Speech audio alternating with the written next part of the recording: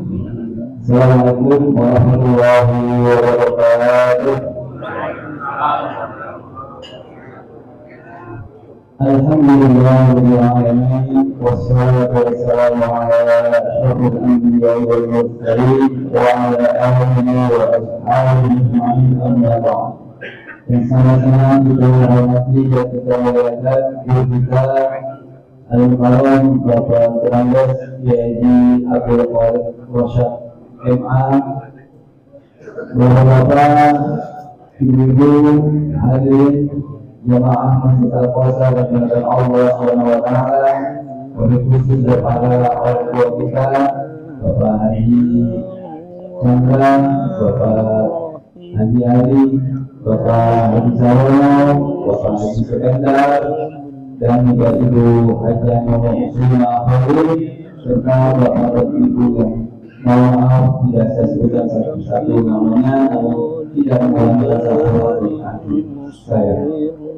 Pertama-tama, marilah kita panjatkan puji dan syukur kepada Allah Subhanahu wa Ta'ala yang senantiasa melimpahkan atas segala rahmat dan hidayahnya kepada kita, sehingga pada pagi hari ini kita dapat kembali hadir bersama-sama di Masjid Al-Qausar dalam rangka untuk acara kopi malam sekaligus silaturahmi jamaah Masjid Al-Qausar beserta warga juga jamaah dari masjid-masjid di sekitar Masjid Al-Qausar.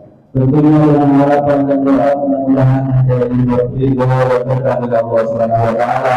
Amin ya rabbal alamin. Salawat dan salam kami sampaikan kepada junjungan baginda Muhammad sallallahu alaihi wasallam dengan harapan dan doa mudah-mudahan Masjid Al-Qausar semakin makmur, jamaahnya juga makmur, begitu pula seluruh program yang dilakukan oleh pengurus atau kami Masjid Al-Qausar diberikan kemudahan dan kelancarannya. Amin ya rabbal alamin. Dan wajib khusus untuk orang tua kita yang juga telah memberikan amal ibadahnya yang telah membangun dan memberikan masjid ini, mudah-mudahan mendapatkan pahala yang berlipat dari Allah Subhanahu wa Ta'ala. Amin ya rabbal alamin. Untuk seluruh hajat kita dan yang kita yang dikawal bersama Fatihah. Ala hadhihi wa ala salihah wa ala Nabi sallallahu alaihi wasallam wa ala alihi wa sahbihi wa ala أعوذ بالله من الشيطان الرجيم بسم الله الرحمن الرحيم الحمد لله رب العالمين الرحمن الرحيم مالك يوم الدين إياك نعبد وإياك نستعين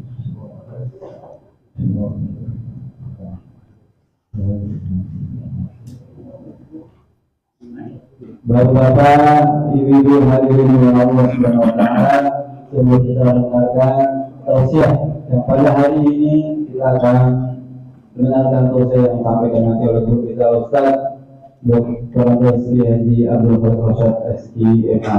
Sebelumnya mari kita dengarkan kata sambutan dari Ketua Takmir Masjid Al-Qausar yang disampaikan oleh Bapak Haji Saleh Wibowo. Kepada yang terhormat, setelah kami bersilakan. Bismillahirrahmanirrahim. Assalamualaikum warahmatullahi wabarakatuh. Waalaikumsalam. Bismillahirrahmanirrahim. Pertama-tama saya mengajak kepada hadirin Bapak dan Ibu sekalian serta adik-adik, marilah kita selalu meningkatkan rasa syukur kita kehadirat Allah Subhanahu wa Ta'ala yang telah memberikan ribuan nikmat kepada kita semua, ya, terutama nikmat iman, Islam dan takwa kita, dan juga kesehatan serta semangat sehingga kita pada pagi hari ini kita bisa hadir di majelis yang mulia ini, mulai dari sholat subuh berjamaah, kemudian diikuti dengan silaturahmi dan taklim oleh yang insya Allah akan diisi oleh guru kita Bapak Kiai Haji Abdul Rosyad SIMA yang tadi telah membacakan surat dengan sangat indahnya. Semoga itu menambahkan rahmat pintu terbukanya pintu rahmat. Surat Al-Qiyamah. Surat Al-Qiyamah Karena sudah akhir zaman. surat akhir zaman juz ke-29 ayat setelah itu ya. Moga-moga kita semua dibiasakan oleh Allah Subhanahu wa Ta'ala. Masya Allah, ini jamaahnya semakin banyak. Amin. Semoga dibiasakan kita menuntut ilmu, kita mempunyai keinginan terus untuk menuntut ilmu, dan insya Allah itu juga akan membukakan pintu rahmat yang istimewa bagi kita semua dan juga bagi keluarga kita. Amin. Allahumma amin.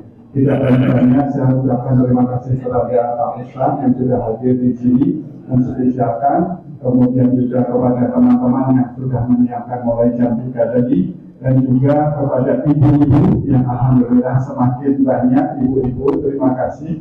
Semoga ini semua juga menjadi juga amal bagi kita semua. Perlu diketahui juga mulai hari ini insya Allah kajian-kajian ini bisa diikuti di YouTube kita. Kalau yang sudah membawa handphone, tolong dibuka YouTube-nya dan juga di subscribe dan juga nanti bisa di view. Mulai kajian Jumat kemarin ibu-ibu, kalau ada YouTube-nya bisa dilihat sangat indahnya bagaimana sahabat Nabi, yaitu sahabat Bilal bin Rabah, itu bagaimana keislamannya, ketauhidannya meskipun disiksa dan sebagainya. Monggo disilakan dilihat itu. Demikian saja bagi saya. Terima kasih dan semoga kita bisa mendengarkan tausiah dari guru kita sampai akhir, dan itu menjadi pembuka rahmat bagi rahmat Allah Subhanahu wa Ta'ala. Terima kasih. Dan mohon maaf apabila ada kekurangannya, dan juga terima kasih kepada para donatur yang telah memberikan kontribusi pada pelaksanaan kegiatan pagi ini. Silakan bagi bapak-bapak atau ibu yang ingin berdonasi, saya ingin menambahkan misalnya apa itu ya, seberapa pun besarnya. Terima kasih kepada ibu-ibu yang sudah memberikan apa tadi kue selagi, dan juga bapak yang sudah memberikan apa ini bubur ayam ala Cirebon. Saya ucapkan terima kasih. Semoga itu menjadi pahala bagi bapak dan ibu dengan keluarga yang putra putri dan cucu-cucu yang soleh dan solehah. Amin. Allahumma amin. Terima kasih. Wassalamualaikum warahmatullahi wabarakatuh. Waalaikumsalam. Terima kasih kepada selanjutnya mari kita dengarkan tausiah sampaikan kepada Ustaz Ketua Presiden di Abdul Qadir kepada Ustaz untuk mengenai proses. Dulu. Assalamualaikum warahmatullahi wabarakatuh.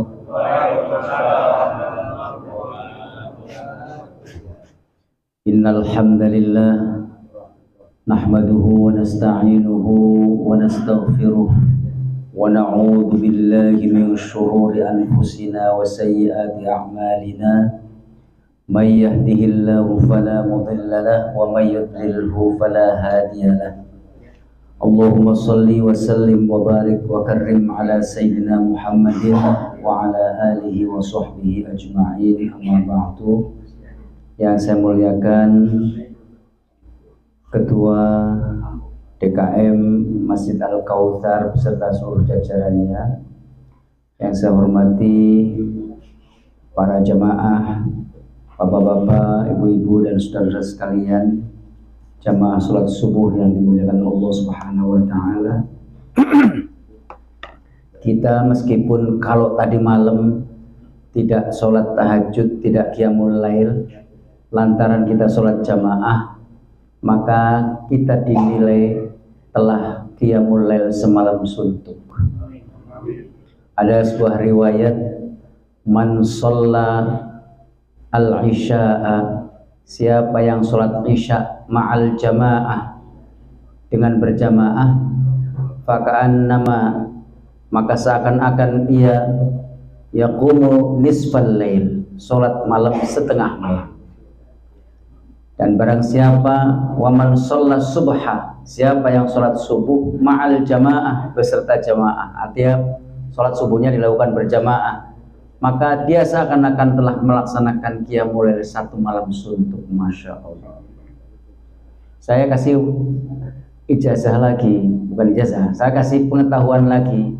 Kalau bapak dan ibu, ini gampang sekali sebenarnya, habis isya turun dari masjid atau dari mana saja, pokoknya setelah sholat isya, kalau kira-kira nanti malam gak bisa qiyamul lail, tapi kepengen dicatat qiyamul lail, ibu keluar, bapak keluar dari rumah, hadap ke kiblat, lihat langit, jangan terhalang langitnya, lalu bapak ibu baca Rabbana ma khalaqta hadza batila subhanaka faqina adzabannar, sambil angkat tangan begini, lihat langit ke arah kiblat. Itu dicatat seperti orang yang sholat qiyamul lail. Sudah dapat berapa tuh? Ketiga ya. Sebelum saya bahas tentang mengisi kemerdekaan, mestinya kalau yang judulnya begini itu orang-orang tua yang dulu pernah ikut berjuang, ya, jadi bisa menghayati betul ya. Tapi apa boleh buat yang kasih judulnya seperti ini. Tapi sebelum itu mari kita baca Asmaul Husna sedikit ya, tidak usah seluruhnya, sebagai pembuka kajian kita pada pagi hari ini. Mudah-mudahan Allah senantiasa meridhai dan mengabulkan semua cita-cita dan keinginan kita. Amin ya rabbal alamin. Wallahul ladzi la ilaha illa huwar rahmanur rahim al-malikul quddusus salamul mu'minul muhaiminul azizul jabbar al-mutakabbirul khaliqul bari'ul musawwirul ghaffarul qahharul wahhab ar-razzaqul fattahul alimul qabidul basitul ghafirul rafi'ul mu'izzul mudhillus sami'ul basir al-hakamul 'adl al-latiful khabir al-halimul 'azim al-ghafurur syakur al-aliyyul kabirul hafizul muqitul hasib. Bapak dan Ibu sekalian yang saya muliakan, mengisi kemerdekaan. Kata para ulama, merdeka itu artinya bebas, atau kemerdekaan, kebebasan yang diberikan oleh Allah kepada kita, baik itu perorangan, kelompok, golongan, ataupun bangsa, itu adalah termasuk nikmat besar setelah Allah berikan kepada kita nikmat ranking pertama berupa hidayah. Bapak Ibu, kita itu menjadi muslim atau kita itu menjadi umat Nabi Muhammad tidak pernah dipesan, tidak pernah kita minta, tapi kenyataannya sekarang ini kita menjadi umat Nabi Muhammad Sallallahu Alaihi Wasallam. Kita sudah bersyahadah. Mungkin ada yang bersyahadatnya sejak sunat, atau ada yang bersyahadatnya pertama kali bersyahadah ketika nikah. Ya, ini kan belum akad nikah kan asyhadu alla ilaha illallah. Tapi yang pasti kita sekarang ini adalah sebagai umat muslim, umatnya kanjeng Nabi Muhammad Sallallahu Alaihi Wasallam. Dan nikmat yang keduanya adalah nikmat kemerdekaan. Nikmat merdeka. Bahkan Allah sendiri di dalam surat ke-18. Surat ke-18 itu surat Al-Kahfi. Ayatnya ke-39. Ayat 39 itu di sana disebutkan qulil haqqu mir rabbik faman syaa'a falyu'min wa man syaa'a falyakfur. Katakanlah wahai Nabi Muhammad, kata Al-Quran, katakanlah wahai Nabi Muhammad bahwa kebenaran itu datangnya dari Tuhanmu. Maka faman syaa'a falyu'min wa man syaa'a falyakfur. Maka siapa yang ingin menjadi seorang yang beriman, berimanlah. Tapi sebaliknya, siapa yang ingin menjadi kafir, maka kafirlah. Ini ayat surat Al-Kahfi. Ayatnya berapa itu tadi? 39. Wa qulil haqqu mir rabbikum. Jadi Allah sendiri memberikan pilihan kepada kita. Padahal kan Allah sebenarnya Allah yang menciptakan kita, Allah yang mengatur kita, Allah yang memberikan rezeki kita. Tapi Allah masih memberikan pilihan kepada kita selaku hamba-hambanya, mau iman imano, mau kafir kafiro. Kira-kira begitu. Kalau mau beriman berimanlah, kalau mau kafir kafirlah. Tidak dipaksa harus beriman kepada kuda. Itu nikmat merdeka namanya. Lalu kemerdekaan yang kita raih itu, bangsa kita raih itu adalah kemerdekaan yang diraih dengan susah payah. Kata para ahli sejarah atau kata para orang tua kita dulu, karena saya tidak termasuk yang tidak mengalami bagaimana susah payahnya sebelum kemerdekaan. Ya, kita hanya dapat cerita-cerita dari kakek atau dari orang tua kita. Oh, makannya bulgur. Bulgur itu apa? Kemudian pakaiannya itu karung goni, akeh tumone, banyak apa namanya? Tuma itu apa? Kutunya. Dipakai salah, kagak dipakai salah. Dipakai gatel, nggak dipakai telanjang. Itu paling apa namanya? Yang agak mendingan itu katanya pakaiannya untuk menutup aurat itu ya karet katanya. Karet. Ya Allah, betapa susah.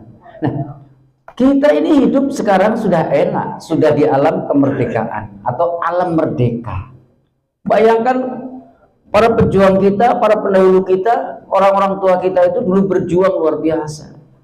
Mengorbankan jiwa, mengorbankan harta, semuanya dikorbankan demi kemerdekaan Republik Indonesia. Nah, kita sekarang ini, yang di alam merdeka ini, kita tinggal meneruskan perjuangan dan cita-cita para pendahulu kita. Sebenarnya merdeka itu apa sih? Merdeka itu at-taharrur wal khalasah min ayyi qaidin ajnabiyatin. Ini definisi yang disebutkan. At-taharrur itu artinya bebas, ya, bebas tanpa ada ikatan, bebas dan terlepas dari segala bentuk ikatan dan penguasaan pihak lain, baik itu terhadap individu, kelompok, golongan, ataupun masyarakat bangsa. Bangsa yang merdeka adalah bangsa yang tidak terkungkung, tidak terikat, tidak diatur oleh negara manapun, tidak dipaksa oleh negara manapun. Itulah yang disebut dengan merdeka. Ada saudara kita yang sebenarnya sudah diakui kemerdekaannya, tapi sampai sekarang masih belum bisa bebas seperti kita. Mereka susah, mereka untuk menjalankan syariat agamanya susah. Nah, kita beruntung di negeri kita, alhamdulillah, meskipun etnis kita atau suku kita begitu banyak, ya, suku, bahasa, agama, tapi alhamdulillah kita hidup damai di negeri yang kita cintai, dan mudah-mudahan ini harus selalu dirawat, dijaga oleh kita semua. Meskipun ada tangan-tangan kotor, tangan-tangan yang ingin menjadikan negeri kita ini menjadi carut marut, tapi kita harus menjaga. Umat Islam wajib menjaga kemerdekaan, karena tidak sedikit para ulama dan kaum muslimin yang telah berjuang menumpahkan darahnya, menumpahkan jiwanya untuk kemerdekaan Republik Indonesia. Maka ada ulama kita yang membuat syair atau membuat lagu untuk apa? Untuk mengingatkan kita. Itu lagunya sering dipakai itu dari santri. Ya lal watan, ya lal watan, ya lal watan, ya lal watan, hubbul watan minal iman. Ya lal watan, ya lal watan, ya lal watan, hubbul iman, hubbul watan minal iman. Nah itu. Ya lal watan artinya wahai ahlal watan, artinya wahai penduduk negeri. Wahai penduduk negeri, hubbul watan minal iman, cinta tanah air itu adalah bagian dari iman.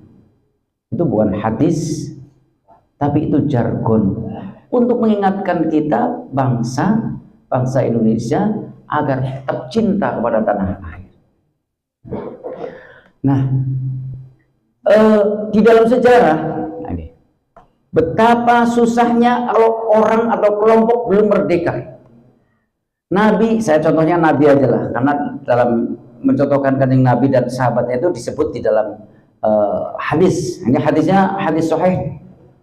Ya, riwayat Bukhari dan Muslim di dalam kitab Al-Lu'lu' wal Marjan, di sana disebutkan sampai-sampai Nabi aja diingatkan oleh Allah ketika mau sholat atau ketika sholat itu tidak boleh mengeraskan suara bacaan Qur'annya.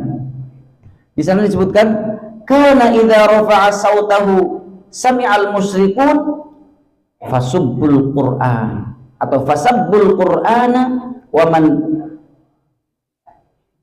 anzalahu wa man jaa bihi. Kalau Nabi sholat menjadi imam lalu bacaannya keras, ketika didengar oleh orang-orang musyrik atau oleh orang-orang kafir, maka orang-orang kafir akan sabbu itu artinya mengutuk, mencaci, memaki apanya? Memaki Qur'annya. Bacaan apa itu? Bukan hanya memaki Qur'annya, tapi juga memaki yang menurunkan Al-Qur'an, Allah Subhanahu wa ta'ala. Dan memaki siapa yang dititipi atau diberikan wahyu Al-Qur'an oleh Allah, kanjeng Nabi. Jadi tidak cukup Al-Qur'annya yang dicaci maki, tapi ya Qur'annya, Tuhannya, Nabinya dicaci maki. Maka Allah mengingatkan kemudian supaya jangan sampai, karena saat itu umat Islam masih sedikit, jangan sampai Qur'annya dicaci, Nabinya dicaci, Allahnya dicaci. Maka Allah turunkan ayat di dalam surat 17 ayat 110, bunyinya begini: wala tajhar bisolatika wala tukhafit biha wabtaghu baina dzalika sabila. Hai Muhammad, jangan kau keraskan bacaan Qur'anmu, dalam tanda kutip bacaan Qur'an di dalam sholat. Alhamdulillahi rabbil alamin. Oh, suara bebas sekali pakai speaker malah, ya kan? Nabi tidak boleh keras-keras, tapi juga jangan terlalu liris sehingga tidak bisa didengar oleh jamaahnya. Tapi carilah atau ambillah jalan tengah, tidak terlalu keras dan tidak terlalu lirih. Coba bayang, sholat saja sampai kayak gitu. Ini karena tidak merdeka. Nabi belum merdeka. Nanti merdekanya begitu sudah Nabi mengalami hijrah dari Mekah ke Madinah. Kemudian di Madinah sudah sampai 6 tahun. Kemudian Nabi mencoba untuk masuk Mekah, masih tidak bisa. Ada perjanjian Hudaybiyah tahun ke-6 hijrah. Nabi dijanjikan nanti tahun berikutnya, baru tahun ke-8 Nabi bisa masuk kota Mekah. Nabi bisa membuka kembali atau menguasai kembali kota Mekah. Bapak dan Ibu sekalian, nah, karena merdeka itu hak seluruh umat manusia, hak seluruh individu, hak seluruh bangsa, warna kulit apapun dia punya hak untuk merdeka, untuk bebas dari kungkungan dan dari dari tekanan siapapun. Sampai-sampai Al-Qur'an itu memberikan bukan isyarat tapi menyatakan, dan secara pelan-pelan, secara tidak langsung Al-Qur'an itu juga melakukan cara-cara bagaimana untuk membebaskan orang-orang yang tidak bebas atau orang-orang yang tidak merdeka, memerdekakan orang-orang yang tidak merdeka. Pada zaman Nabi masih ada yang namanya perbudakan, ya kan? Tadi seperti ketua DKM itu mengatakan Bilal bin Rabah misalnya. Dulu masih ada Bilal bin Rabah itu masuk Islam, kemudian disiksa oleh tuannya luar biasa, tapi dia tetap mempertahankan keimanan dan keislamannya.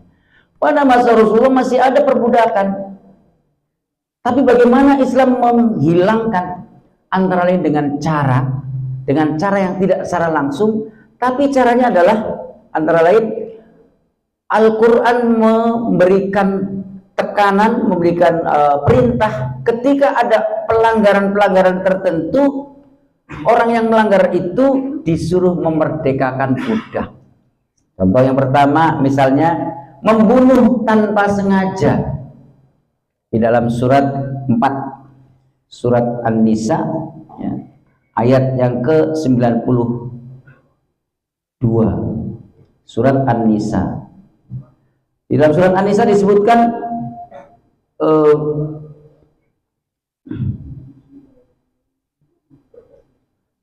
dinyatakan begini, a'udzubillahi minasyaitonirrajim, wa ma kana lil mu'minin ay yaqtula mu'minan illa khata'a. Tidak pantas, tidak boleh bagi seorang mukmin membunuh mukmin lainnya kecuali khotoan. Khotoan itu karena luput atau tidak sengaja. Sering kan terjadi di Indonesia itu, latihan perang nembak ke atas, kena orang mati misalnya. Peluru nyasar katanya. Itu sering kok, peluru nyasar sih sering itu. Waman qatala mu'minan khotoan, nah ini fatahriru raqabatin mu'minah wadiyatun musallamatun ila ahli. Kalau ada orang entah dengan apa alatnya, tapi dia tidak sengaja melukai orang lagi cari burung pakai ketapel gitu. Wow, nggak nyasar ke burung tapi nyasar ke orang misalnya, mati. Orang yang mati mukmin, yang main ketapel juga mukmin juga, maka dia harus memerdekakan satu orang hamba sahaya dan memberikan denda kepada si ahli yang kepada keluarga yang terbunuh. Terus wa man fa in kana min qaumin aduwwil lakum wa huwa mu'min fatahriru raqabatin mu'minah. Kalau yang terbunuh itu adalah dari kelompok musuh, kok kelompok musuh gitu ya, kebetulan yang berperang antara Irak dan Iran dulu ya kan, atau muslim sama muslim berperang misal gitu, maka fatahriru raqabatin mu'minah, cukup memerdekakan budak hamba sahaya yang beriman. Itu salah contohnya. Kemudian ada lagi misalnya di dalam melanggar sumpah misalnya, ada orang bersumpah lalu melanggar, maka juga ada dendanya. Dendanya adalah antara lain pilihannya salah satunya adalah memerdekakan hamba sahaya. Mendihar istri, mendihar ini baru dengar ya, mendihar istri artinya menjadikan atau menganggap istri itu seperti ibundanya sendiri, itu nggak boleh loh ya. Kamu itu kok seperti ibu saya, nggak boleh dengan main-main begitu. Kalau itu yang dimaksud adalah fisik ya, tubuh kamu persis tubuh ibu saya, nggak boleh, jadi haram itu berhubungannya. Tapi kalau kamu masakannya seperti masakan ibu saya, nggak apa-apa. Jangan mempersamakan fisik istri dengan fisik ibu kita. Itu namanya zihar. Nah, itu juga harus bayar denda, dan salah satu dendanya adalah memerdekakan hamba sahaya. Bapak dan Ibu sekalian yang saya muliakan, jadi artinya dari awal Islam itu sudah meminta atau sudah mengajarkan agar setiap orang, setiap individu punya kebebasan dan kemerdekaan. Nah, bagaimana mengisinya? Merdeka itu adalah atau kemerdekaan itu adalah dambaan setiap orang dan idealisme setiap bangsa dan negara pengen merdeka. Nah, oleh karena itu, untuk melihat masyarakat yang idealis, masyarakat pilihan, masyarakat yang ideal, masyarakat ideal itu kita harus melihat juga Quran bagaimana. Lalu Quran menyebutkan apa saja yang supaya masyarakat ideal itu terwujud. Di antaranya adalah ketika sudah mendapatkan kemerdekaan atau sudah merdeka, lalu bagaimana supaya kemerdekaan itu terus-menerus terus-menerus dapat dirawat, terus-menerus dapat dipelihara, agar menjadi masyarakat yang ideal. Surat Al-Imran surat 3 ayat yang ke-92 93 di sana ada surat Al-Imran ayat yang ke ayat yang ke-110. Kuntum khairu ummatin ukhrijat lin-nasi ta'muruna bil ma'ruf wa tanhauna 'anil munkari wa tu'minuna billah. Kata Al-Qur'an, kalian semua umat Islam atau orang beriman yang telah merdeka itu adalah sebaik-baik umat, sebaik-baik kelompok yang dikeluarkan di atas muka bumi ini, yang tugasnya adalah apa? Yang pertama, ta'muruna bil ma'ruf, senantiasa menyebarluaskan amar ma'ruf. Amar ma'ruf itu artinya mengajak siapapun untuk berbuat baik, berbuat ma'ruf. Ada ma'ruf, ada khair, sama-sama baik. Tapi kalau ma'ruf itu sifatnya universal, kalau khair biasanya parsial. Atau khair itu diakui sebagai satu yang baik tapi tidak universal. Misalnya contoh yang universal, yang ma'ruf, budaya antri itu baik apa enggak?